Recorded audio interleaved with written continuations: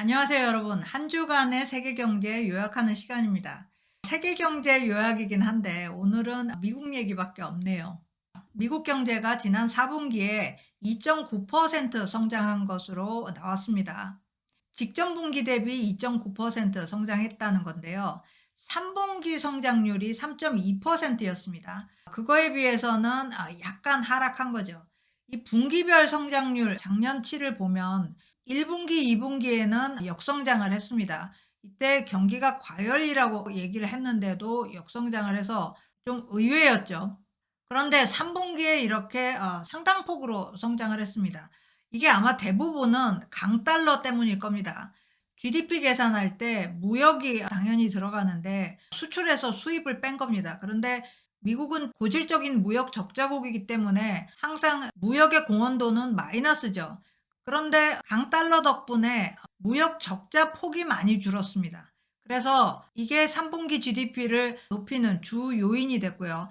4분기에도 여전히 강달러 효과는 있었습니다. 하지만 뒤로 갈수록 조금씩 줄어들어서 4분기 GDP는 3분기에 미치지 못했다. 이렇게 해석할 수 있을 것 같습니다.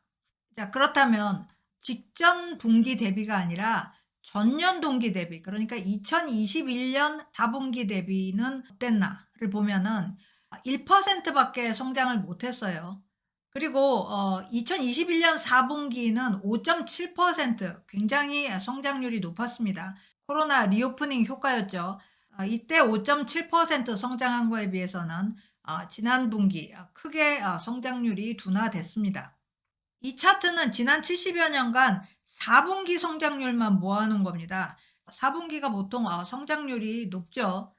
그래서 지난 4분기 성장률이 평균에 비해서는 낮다라는 것을 알 수 있습니다. 물론 이제 침체로는 들어가지 않았습니다. 4분기 침체가 70여 년 동안 몇 번 안 됩니다. 이게 2차 대전 후에 나타난 침체고요. 그리고 이게 1차 오일 쇼크, 2차 오일 쇼크의 침체입니다.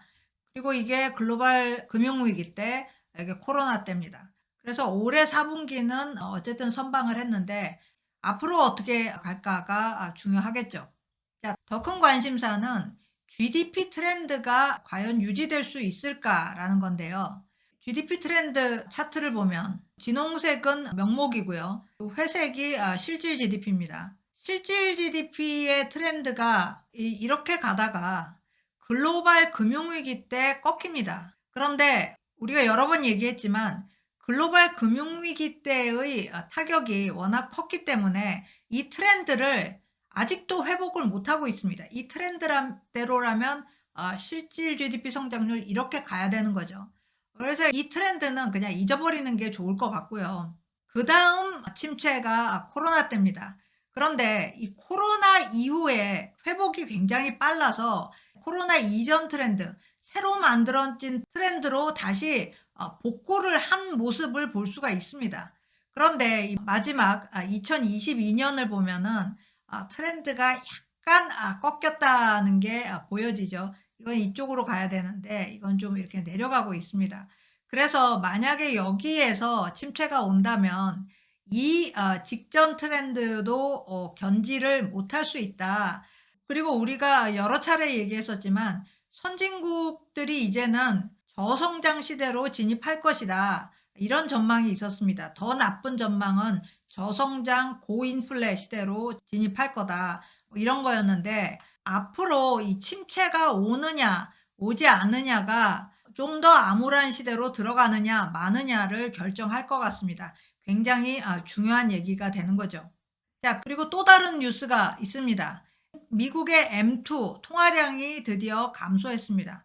통화량 매저가 M0부터 M4 정도까지 있는데 M2면은 우리가 일반적으로 말하는 통화량이고 통화량 척도 중에서는 가장 많이 쓰입니다. 보통 현금과 단기 예금, 요구불 예금 이런 것들이 포함이 되는데요. 이 M2가 드디어 감소했다는 거죠. 12월 M2가 전월 대비 1,470억 달러 0.7% 감소했습니다. 자, 지금까지는 M2 증가율이 계속 둔화되기는 했습니다. 2021년부터 둔화되긴 했는데 실제로 통화량 자체가 감소한 것은 1959년 데이터를 확인하기 시작한 이래 처음 있는 일이고, 그래서 가장 큰 폭의 감소입니다. 감소했다는 것도 뉴스지만 이 원인이 뭘까? 통화량이 줄어든 원인이 뭘까가 궁금할 수밖에 없는데요. 뭐 양적 긴축의 결과라고 얘기를 합니다. 일단은 쉽게. 연준이 작년 초에 통화 긴축의 수단으로 두 가지를 제시했습니다. 하나는 금리를 올릴 것이고, 또 하나는 연준이 가지고 있는 채권 중에 만기 도래하는 국채에 대해서 재투자를 하지 않음으로써 시중에 현금을 걷어들이겠다, 이렇게 얘기를 했죠. 이게 소위 양적 긴축인 거죠. 그동안 뉴스로는 많이 안 나왔지만 한 번에 한 950억 달러씩 양적 긴축을 했습니다. 그래서 그 결과 통화량이 줄어들었다, 이렇게 얘기하는 건데요. 아직 확실하지 않고요.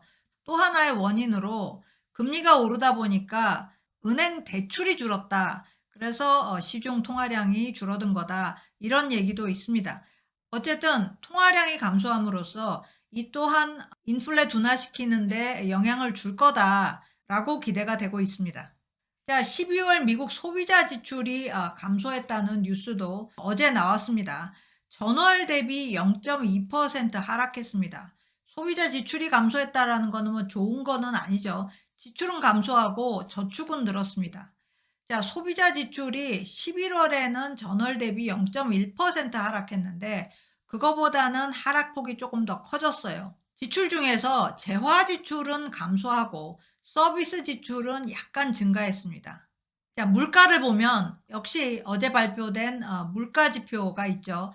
연준이 특별히 주시한다는 개인 소비 지출을 보면 전년 동월 대비 5% 증가했습니다. 그리고 근원 PCE는 4.4% 증가한 것으로 나타났습니다. 자, 전월 대비 PCE는 얼마나 증가했냐? 0.1% 증가했고요. 근원 PCE는 전월 대비 0.3% 증가했습니다. 그래서 여전히 근원 PCE가 문제고, 우리가 지난번에 슈퍼코어라고 얘기했던 근원 서비스 PCE도 마찬가지로 0.3% 증가했습니다. 그래서 근원 쪽은 여전히 상당히 많이 증가하고 있다라고 볼 수 있겠습니다. 그리고 11월 근원 PCE는 전월 대비 0.2% 증가했어요. 그래서 12월 PCE가 약간 더 증가했다. 그래서 과연 지금 근원 물가 상승률이 둔화하고 있는 것이냐라는 거에서는 여전히 확신을 못하는 거죠. 자, 기업 얘기로 들어가면요. 인텔이 참혹한 실적을 금요일에 발표를 했습니다. 4분기에 6억 달러가 넘는 적자를 봤고요. 매출도 32%나 감소했습니다. 연매출로 보면은 20% 감소해서 2001년 버블 붕괴 때 이래 최악의 매출 감소 기록했습니다. PC와 데이터 센터에서의 수요가 작년 내내 둔화되다가 마지막에 더 둔화되는 바람에 4분기가 이렇게 안 좋아졌다라고 얘기를 했는데, 문제는 인텔은 지금 실적이 나빠지는 것도 문제지만 자본 지출이 급등했습니다. 이것도 굉장히 큰 부담이죠. 작년 자본 지출이 248억 달러였습니다. 그러니까 공장 설비에 이 정도의 돈을 썼다는 건데, 이 금액은 전년 대비 33% 상승한 수치입니다.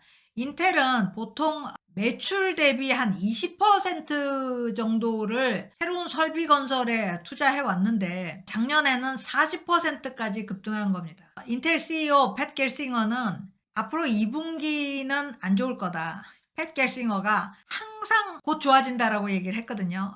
아무도 안 믿었지만 그렇게 얘기를 했습니다. 그런데 이제는 더 이상 이 사탕 발림으로는 안 되니까 결국은 올해 하반기가 돼서야 나아질 거다, 뭐 이렇게 얘기를 했고, 그런데 나아진다고 해도 이 정도의 자본 지출을 정당화시킬 만큼 나아질 것이냐? 그렇지는 않을 거라는 거죠. 이게 인텔한테는 큰 부담으로 돌아올 것 같습니다. 인텔뿐만 아니라 반도체 기업들이 지금 투자를 늘리고 있기 때문에 앞으로 상당히 문제가 될 소지가 있습니다. 지금 이미 공급 과잉인데 수요가 어느 정도 회복되더라도 생산 캐파를 너무나 늘려놨기 때문에 또 다른 공급 과잉 사이클이 올 수 있다. 이런 우려가 있습니다. 반면에 테슬라는 실적 좋았습니다.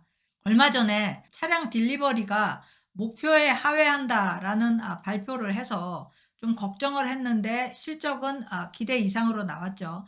그래서 주가가 이틀간 20% 급등했습니다. 그런데 오늘의 뉴스는 그거보다도 테슬라 주가를 두고 옵션 트레이딩이 정말 심해졌다라는 겁니다. 테슬라가 미국에서 옵션 트레이딩 1위입니다. 옵션이라는 건 주식을 거래하는 게 아니라 주식이 오를 것이다 또는 주식이 떨어질 것이다 라는 파생 상품을 거래하는 겁니다. 그러니까 주가 변동성이 높지 않으면 옵션을 할 이유가 없죠. 그래서 미국 전체 옵션의 7%가 이 테슬라에 집중돼 있다는 것은 그만큼 테슬라 주가가 오르락 내리락 한다는 겁니다. 테슬라 주식의 올해 움직임을 보면 이렇습니다.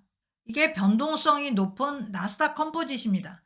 테슬라 주가 움직임하고 비교해 보면 나스닥 컴포짓은 굉장히 안정적으로 보이죠. 올 들어서 저점 대비 한 30% 올랐습니다. 그래서 저점 매수는 좀 줄어들 것 같은데 그럼에도 옵션 트레이딩 열기는 줄어들 것 같지 않습니다. 평균적으로 하루 300만 개 정도의 옵션 계약이 거래됩니다.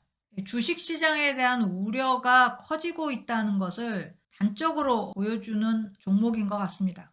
마지막 뉴스인데요. 마이크로소프트가 오픈 AI에 투자하기로 결정했습니다.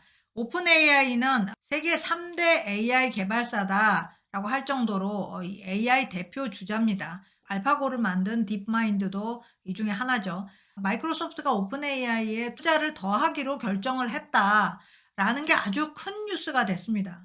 오픈 AI가 작년 11월에 챗 GPT를 출시를 했어요. 키워드를 넣으면은 놀라울 정도로 변환된 아웃풋이 나온다라고 해서 챗 GPT라고 부르는데요. 2019년에 마이크로소프트가 오픈 AI에 이미 10억 달러를 투자했습니다. 그래서 이미 특수관계인데 11월에 출시된 이 챗 GPT가 상당히 마음에 들고 앞으로 전망이 밝다 이렇게 판단하면서 투자를 더하기로 결정을 한 거죠. 오픈 AI는 그동안 게임 AI를 많이 만들었습니다. 그런데 확실한 반응은 없었습니다. 그런데 이번에 언어 챗봇이 아주 지금 센세이션을 일으키고 있습니다. 이 센세이션이 어디까지 갈 것이냐. 과연 키워드를 받아서 자체적으로 생성해내는 AI가 얼마나 시장에 침투할 수 있을까. 이게 굉장히 궁금하고요. 또 마이크로소프트가 과연 인터넷 서비스 기업이 될 수 있을까? 마이크로소프트는 인터넷 서비스 기업이 될 기회를 여러 번 놓쳤습니다. 과연 오픈 AI 투자로 마이크로소프트의 염원이 현실화가 될까? 저는 그 정도까지는 안 될 거라고 봐요. 제가 약간 유보적인 이유는 이렇게 친절하면 잘 안 되더라고요. 야후가 굉장히 친절했습니다. 거의 떠먹여주다시피 했죠. 그런데 결국 승자는 뒤에 나온 아주 불친절한 알고리즘 턱 던져주고 사용자한테 네가 알아서 해 이렇게 말한 구글이 최종 승자가 됐죠. 그래서 이렇게 서비스를 알아서 해주는 게 지금의 검색 엔진을 대체할 수 있을까? 제가 보기에는 서비스가 너무 많이 들어가면 사람들은 불신을 하는 것 같아요. 사용자들은 자기가 판단하기를 더 원하지 않을까? 지금은 제 생각이 그렇습니다. 자, 오늘 스캔 여기까지입니다. 고맙습니다.